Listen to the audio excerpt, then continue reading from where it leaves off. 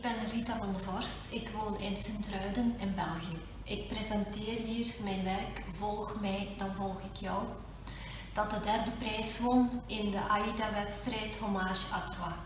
Het is een hommage aan Jean de La Fontaine.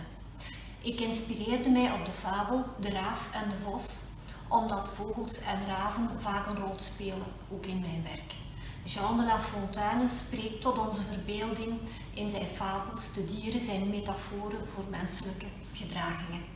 In dit werk heb ik de raaf en de vos elkaar laten aanvullen zoals alles in de natuur doet. Na enkele schetsen kwam ik tot een verbeving van een yin-yang in de twee figuren. Mijn werk is gemaakt in mezzotin.